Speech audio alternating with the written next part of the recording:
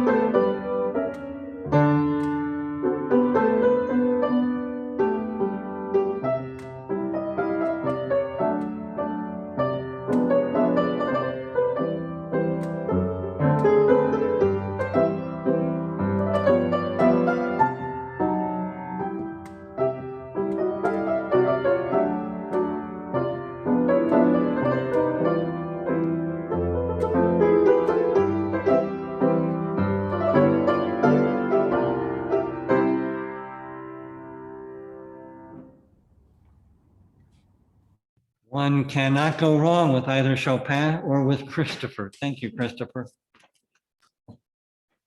It is June, and we are still on Zoom with just a few in this room. But soon, not right away, but soon, we won't be only on Zoom. We'll be together in this room, even singing some tunes. Meanwhile, good to worship together in June, if only on Zoom, together from this room, from your rooms, singing our tunes and weaving kindness and love on our lives' looms. It is good to be gathered for worship once again.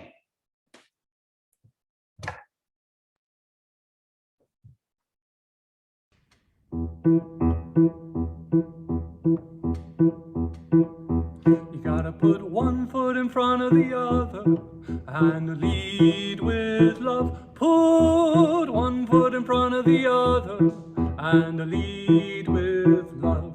You gotta put one foot in front of the other and lead with love. Put one foot in front of the other and lead with love. Don't give up hope. You're not alone. Don't give up hope. Keep moving on. You gotta put one foot in front of the other and lead with love. Put one foot in front of the other and lead with love. You gotta put one foot in front of the other and lead with love. Put one foot in front of the other and lead with love.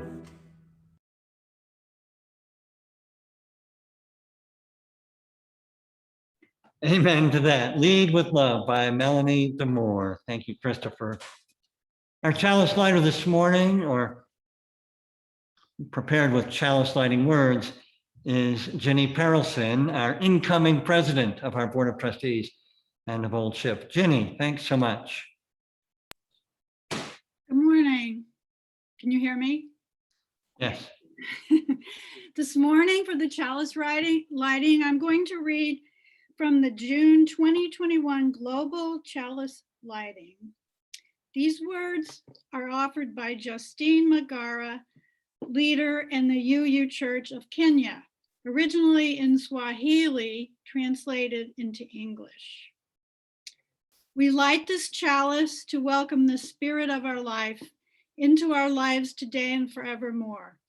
May this light rekindle the faith, trust, hope, and love, which is the true image of the spirit of life. And we are made in the Spirit's image. May this light remind us to give thanks to the one and only source of our lives. May this light remind us that we are skillfully crafted and we are the masterpiece of our Maker. The one who has great mystery on how to talk with the infants, deaf and blind.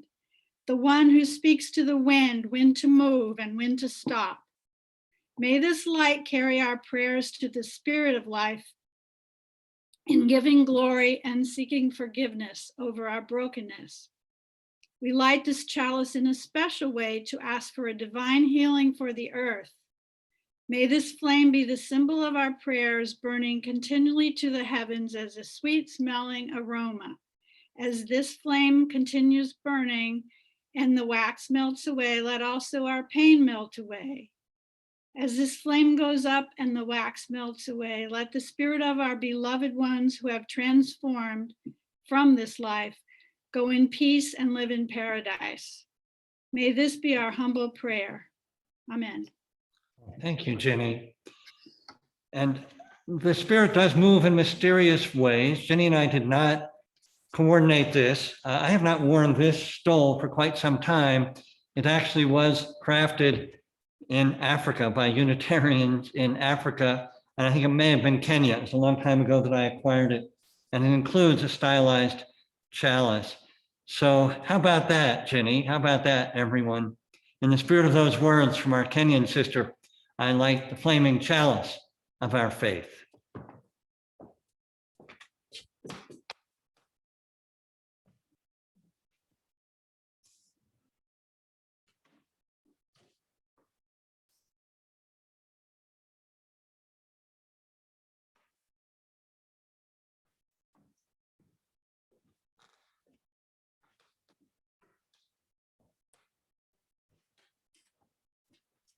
Going to sing together, at least many of us will just be, it will look as though you're mouthing the words on Zoom, but Sing Out Praises for the Journey is number 295 in our hymn book. Some of you may have downloaded it. This was written, the words, it's an old tune, but the words were written by a classmate of mine in seminary, Star King School, Mark DeWolf. I remember well, Mark giving a little talk at one of our chapel services. Buckle your seatbelt, it's going to be a bumpy ride. And he composed the words to this hymn, Sing Out Praises for the Journey. Not long after, Mark was diagnosed with AIDS and died a few years after that. And so in grateful memory of Mark DeWolf and his journey, beautiful man, Sing Out Praises for the Journey, number 295.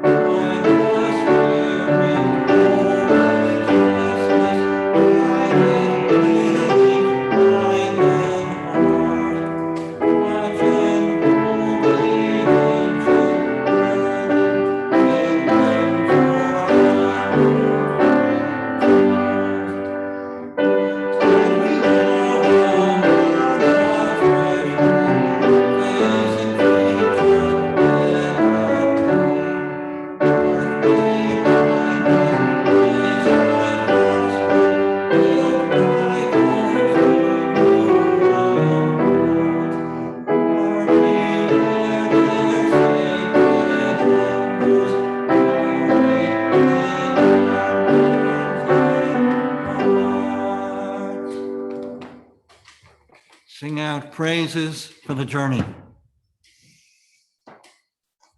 Good morning again, and welcome again to worship from our Old Ship Meeting House. Old timers and newcomers alike, warmly and equally welcomed.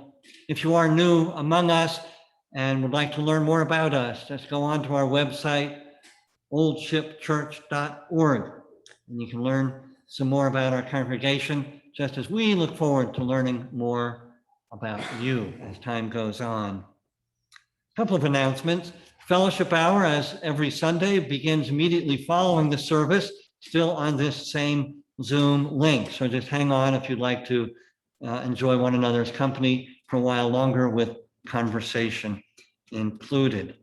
I alluded in my call to worship, live hybrid worship coming. Our plan, since we just have a couple more services in June from the Meeting House, we're planning to be fully in-person and hybrid, still live streaming in one form or another, beginning in September. I'm really looking forward to seeing you in these pews, as well as some of you still on screens, all gathered together. September 12th, first Sunday after Labor Day. Our new members Sunday will be next Sunday, so a couple of announcements. Further, if you've been planning to join by signing our membership books, let me know early this week and we can include you. We'll be naming all of our new members during the service, and if they're present, we'll be highlighting them so you can all see them, see who they are. All those who've signed the membership book since last year at just about this time.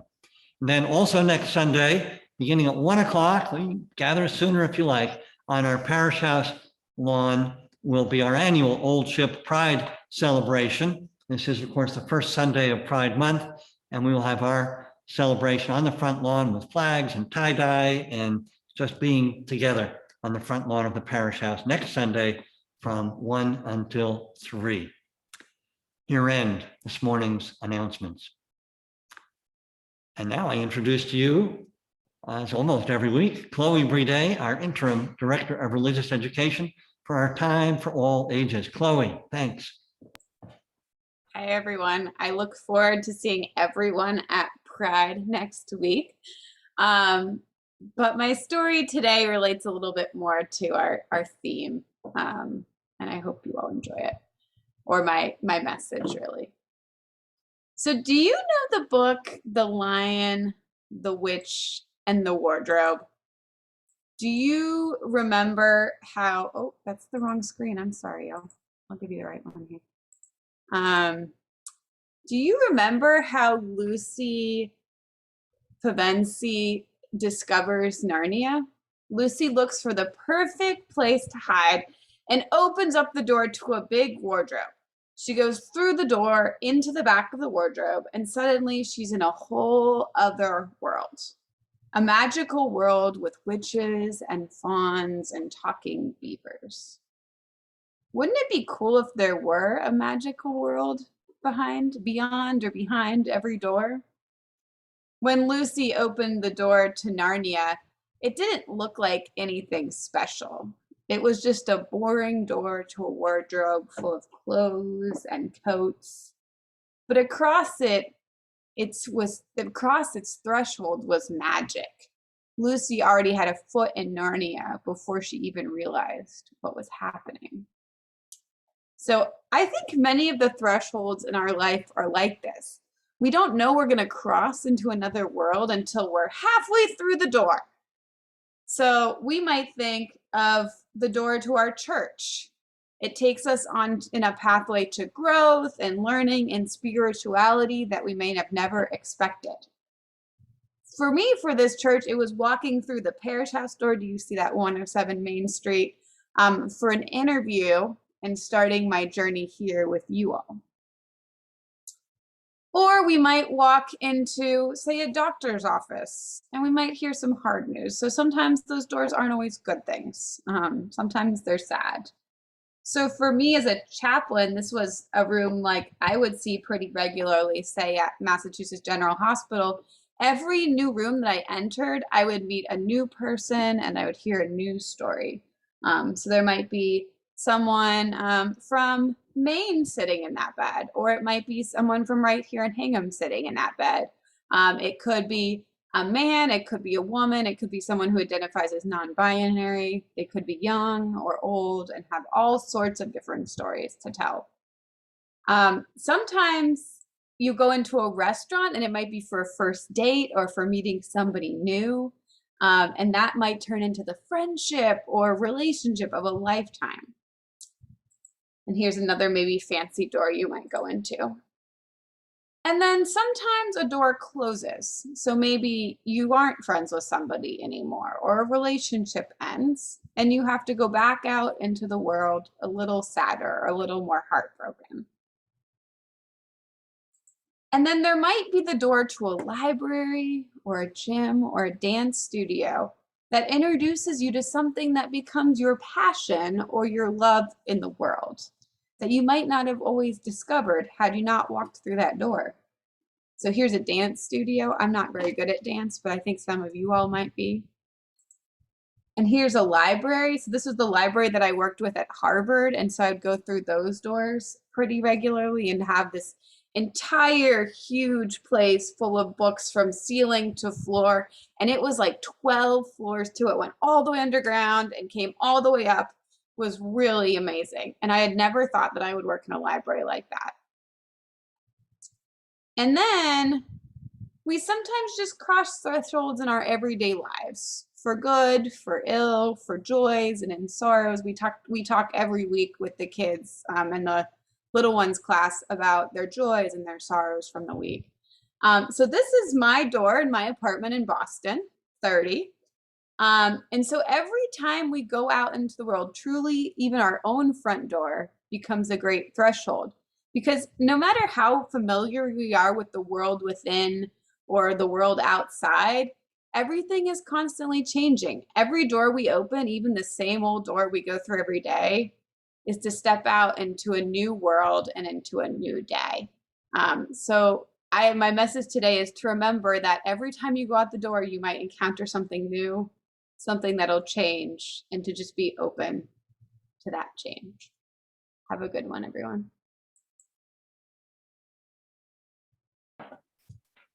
Thank you, Chloe. Very evocative. And as you were speaking, I was remembering this. Have you ever, any of you ever had the experience, I know you have, of going from one room to another and then forgetting what it was you were going to say or do, or why you were doing that? Well, apparently there have been studies, may have shared this before, that suggest it's a brain thing. Going through a doorway actually has a neurological effect, and you might well forget what was going on there as you enter a new door. So that we may think of as a negative thing, and sometimes it is, it's troublesome. But it also suggests that crossing a threshold opens you to something new. Oh, why am I here? So that could be a whole other sermon, but I'll stop and thank you, Chloe, for getting all of our thoughts, I'm sure, and feelings stirred and moving. Our time of sharing joys, sorrows, and concerns, in a sense, has to do with thresholds also, since often we mark events, both sad and joyful thresholds. So this morning, there are 4 candles prepared, and others you may enter into chat, a joy or sorrow or a concern that you have, and we'll be holding all of those as I light the candles. First candle will be for one of our interns, Rob Gregson. I've been in touch with Rob via email recently. Rob has been living with long COVID for this past year. Not been easy for him. He sends his love to us. That was his message. And I know we send our love to Rob. Chris Wolf, member of our congregation, of course, asked for a candle for her husband, Rick, also a member.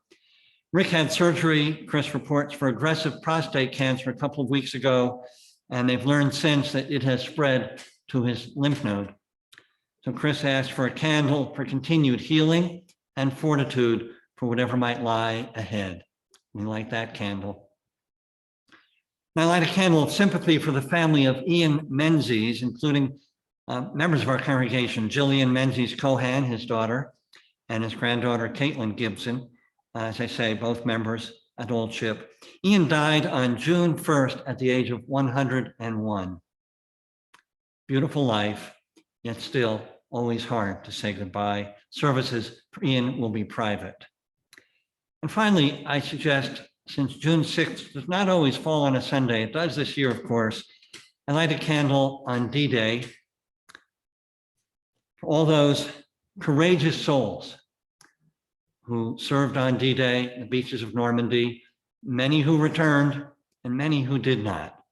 We light a candle for their sacrifice and the love of all those who love them. So I light the candles for these spoken and for any in chat and for those joys, sorrows, and concerns in our hearts, yet just as meaningful and important to us.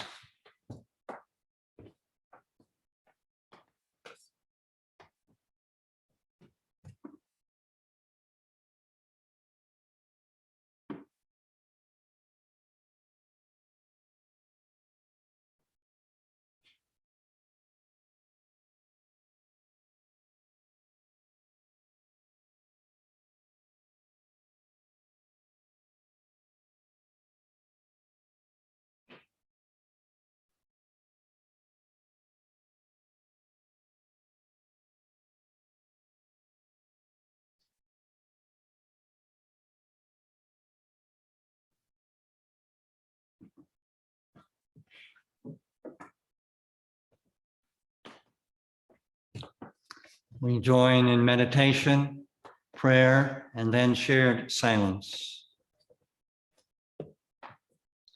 On this beautiful June day here in Hingham, a beautiful though warm day, we pause, breathing into the day, into this moment, into full presence with and for one another.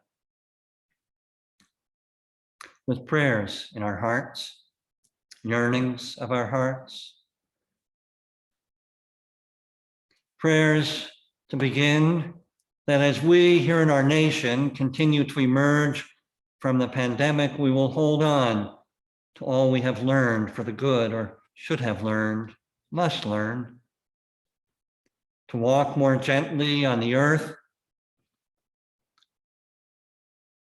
to use less and give more,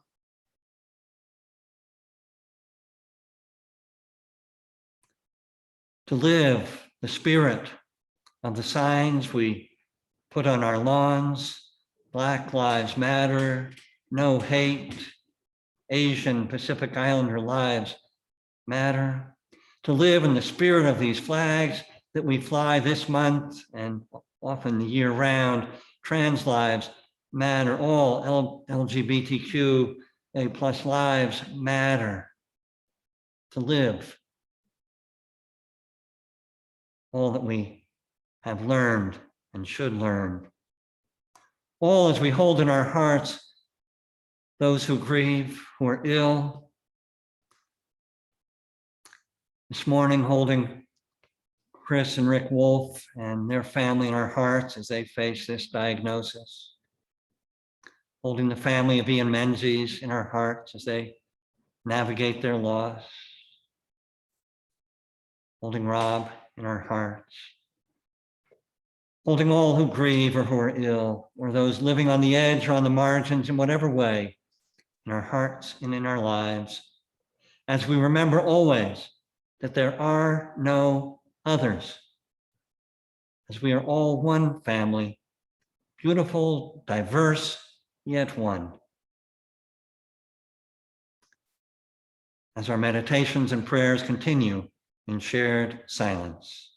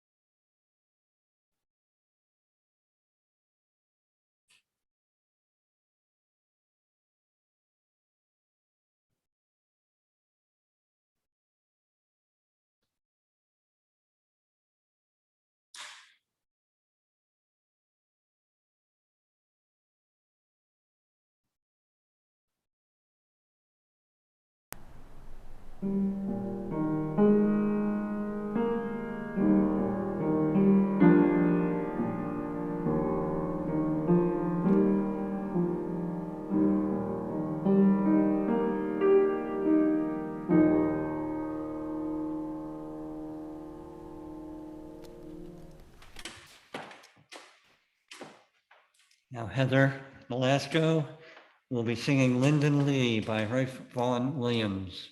Thank you, Heather.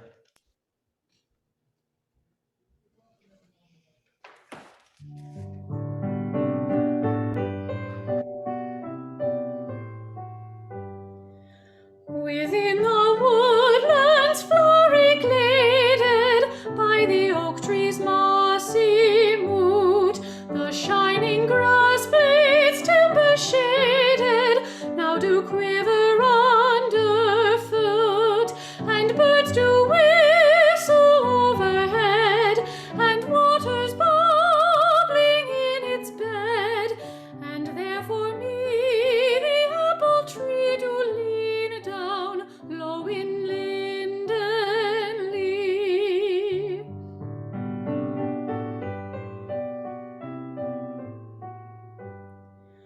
When leaves that lately were a-springing now do fade within the copse, and painted birds do hush their singing up upon the timber tops, and brown-leaved fruits are turning red in cloudless sunshine overhead. With fruit for me the apple tree do lean down low in linden lea.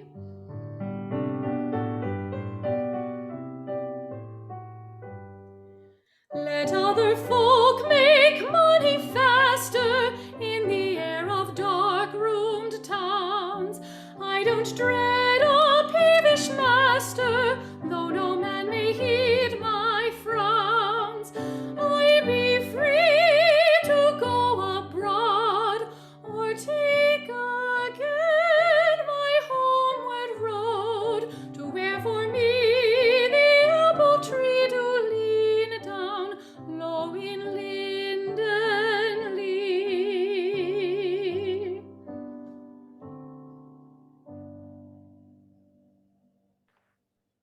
Thank you, Heather.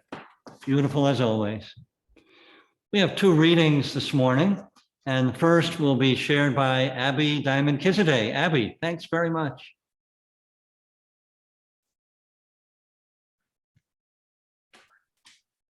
Our first reading is The Road Not Taken by Robert Frost. Two roads diverge in a yellow wood, and sorry I could not travel both and be one traveler. Long I stood and looked down one as far as I could to where it bent in the undergrowth.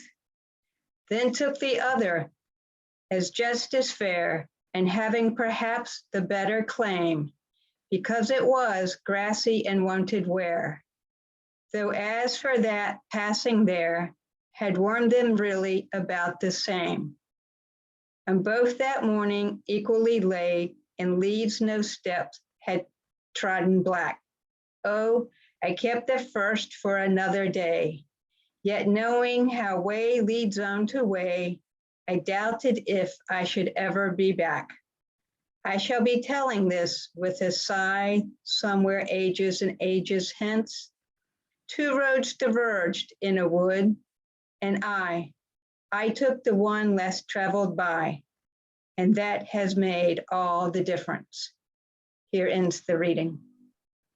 Thank you, Abby. Thanks very much. I'm going to share our second reading, which is from the ancient text, the Tao Te Ching. It's chapter 1. And this is from a translation by Ursula Le Guin. The way you can go isn't the real way. The name you can say isn't the real name. Heaven and earth begin in the unnamed. Name's the mother of the 10,000 things. So the unwanting soul sees what's hidden. The ever-wanting soul sees only what it wants. two things, one origin, but different in name, whose identity is mystery, mystery of all mysteries, the door to the hidden. Here ends the reading on the note of another door. A morning offering. We come to our offering. Our last final special plate collection, the outreach offering, was in May. Today, you may give through the donate link on our website to Old Ship, to support our varying ministries. But I want to say thanks at this point to all of you who've been so generous throughout the year, both to our regular plate to support Old Ship, and particularly generous to our outreach collections, to organizations and good causes, everything from the Sola School in Afghanistan for girls, to Food Pantry, to, well, so much else. Many, many thanks to all of you and how generous you've been this year. Our offertory music will be sung by Rich Jensen. He'll be singing I Dream of a World by Mark Miller.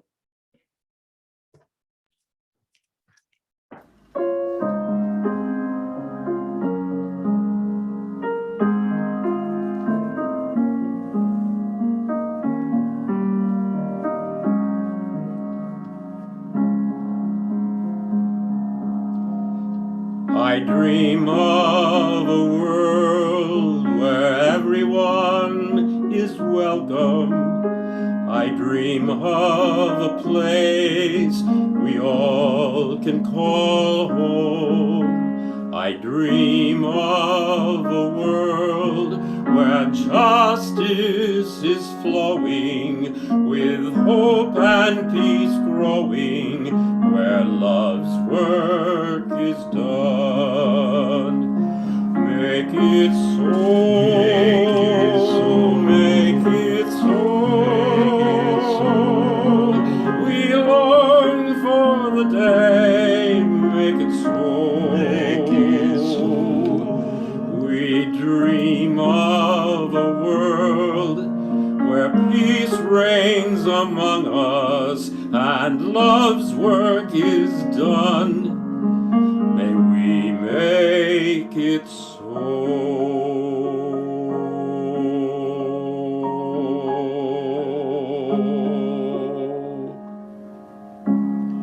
Make it so.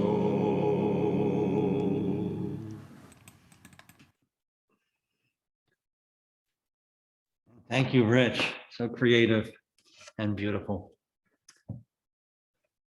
A sermon this morning I titled Roads Taken and Not Taken.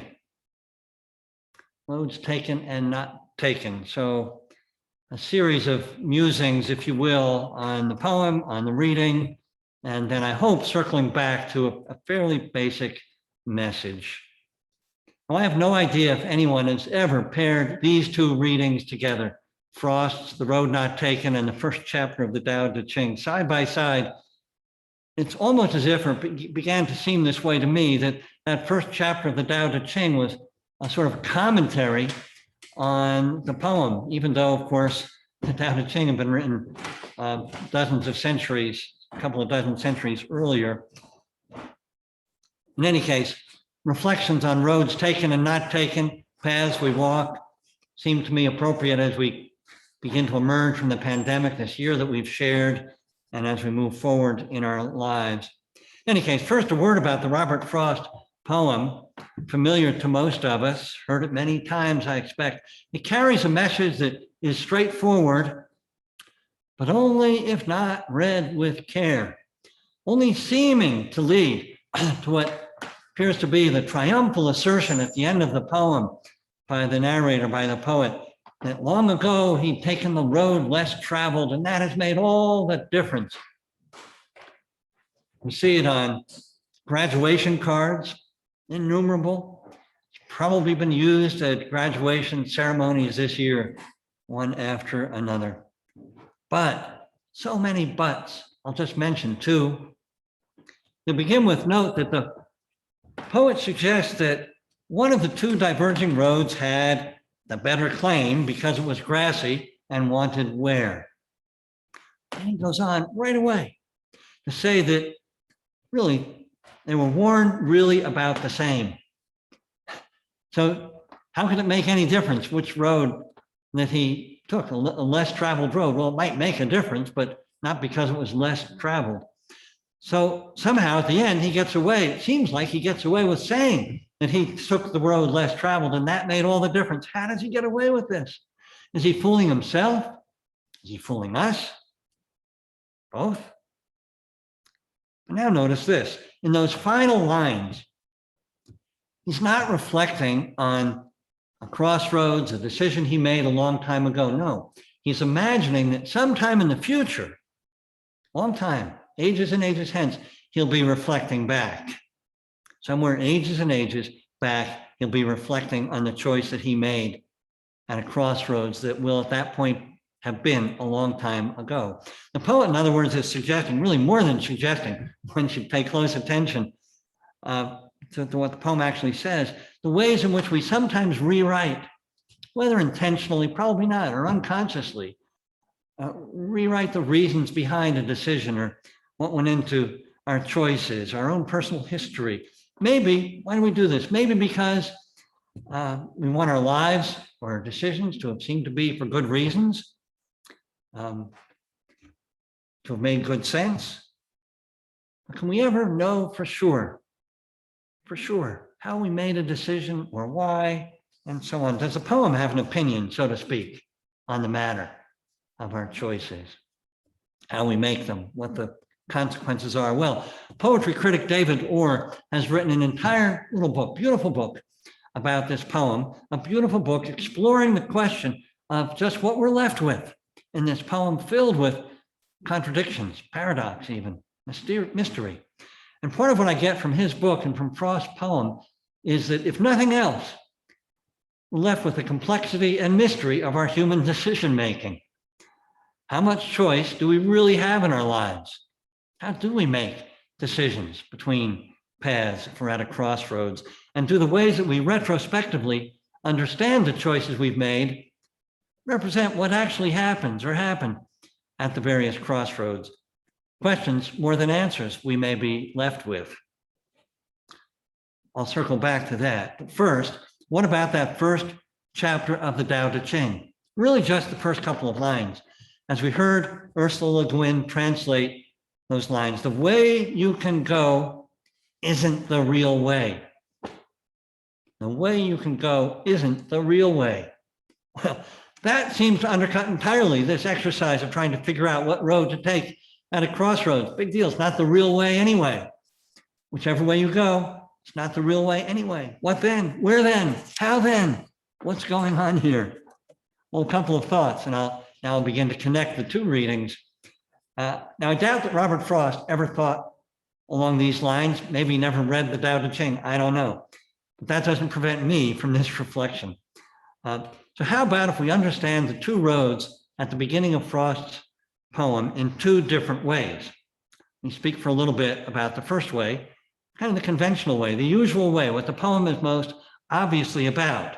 That is, we find ourselves at a crossroads. We find ourselves with a choice about life path.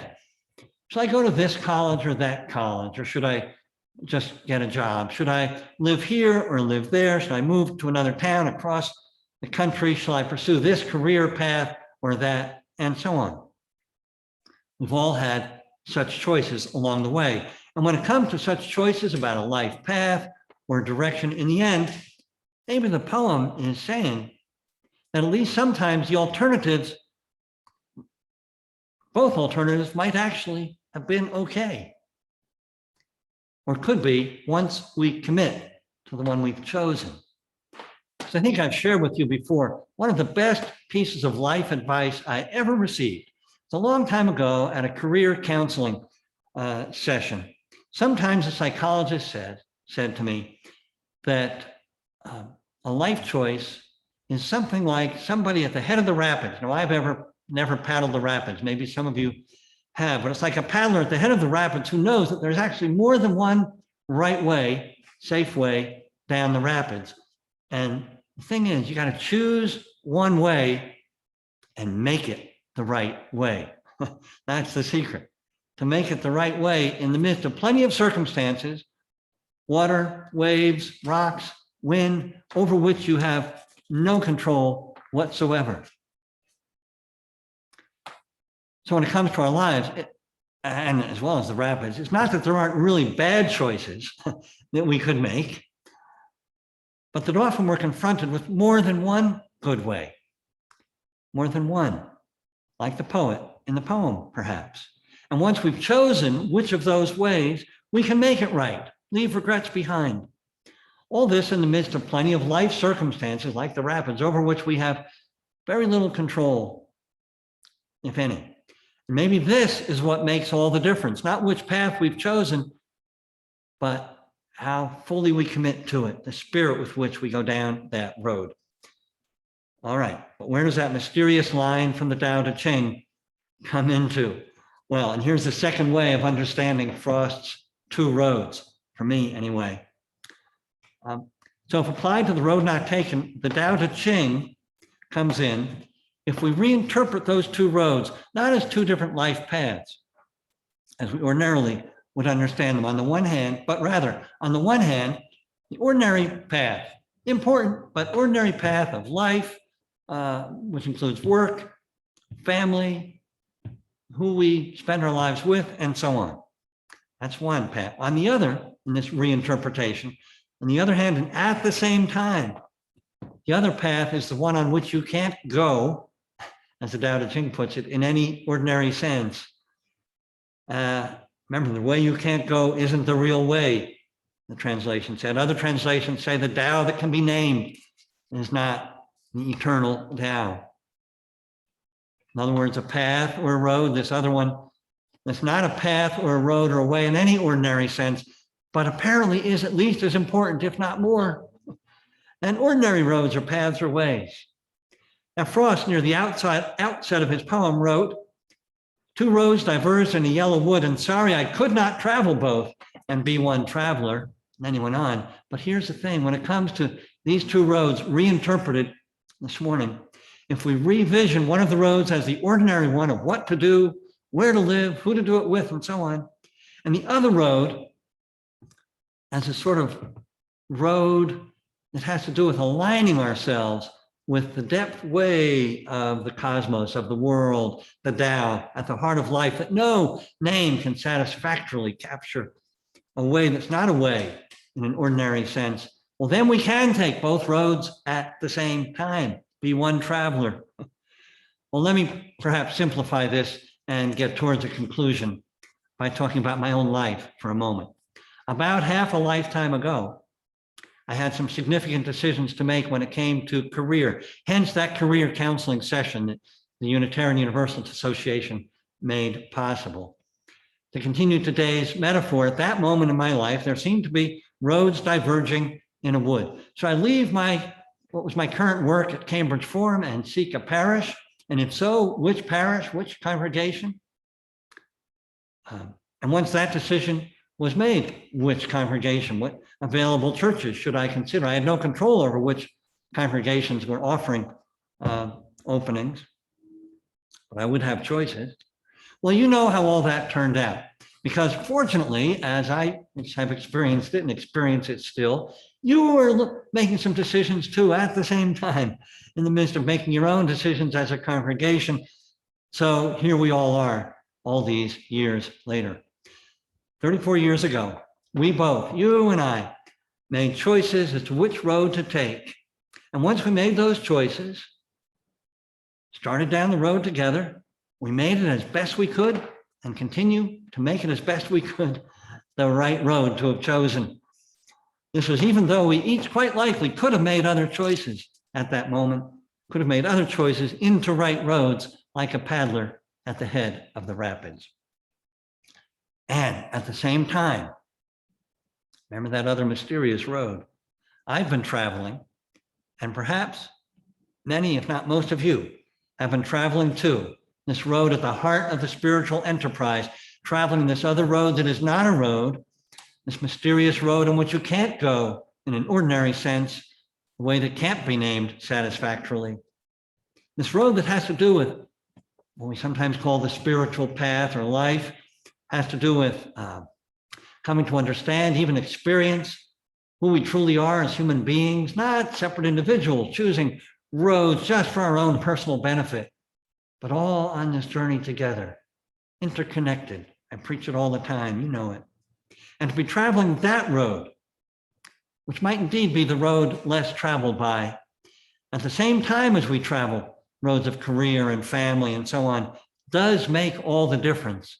Surely has and continues to for me, as I hope it has and does for each of you, traveling roads of work and family at the same time, daily life at the same time as you are traveling the road of the Spirit, the road we all share, traveling together here at Old Ship, here on this earth we share, so that supporting and helping each other, we might become, in spite of our shortcomings, failings, doubts, sometimes indeed taking temporary wrong turns and worries, so that we might become the best darn decent human beings we can be, the kind of human being this world, with all the challenges we face, desperately needs now more than ever. It is good work to be traveling these roads and traveling them together. So may it always be. Blessed be. Amen.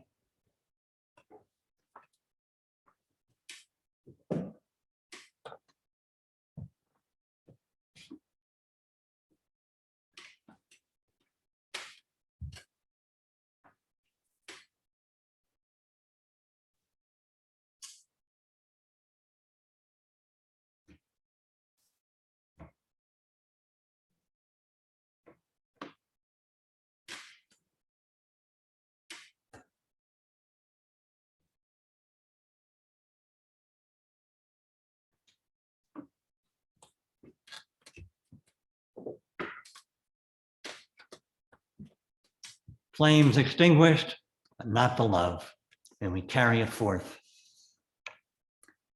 We sing again together hymn number 6 in our gray hymn book, Just as Long as I Have Breath, just as long as I have breath.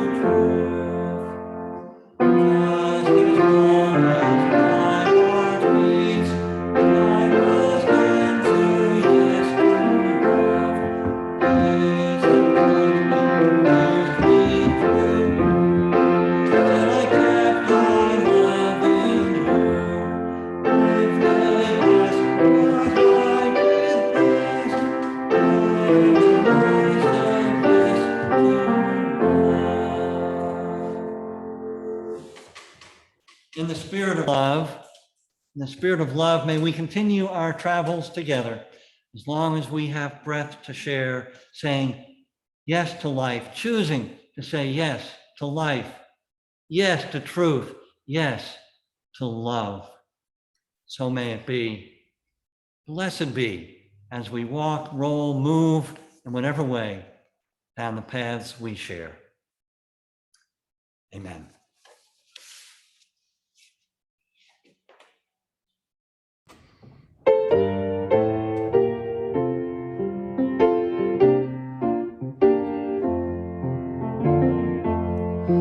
We walk in love, united in a purpose. We join and lift up one voice. We speak the truth with strength and compassion, resounding with hope, with courage and joy.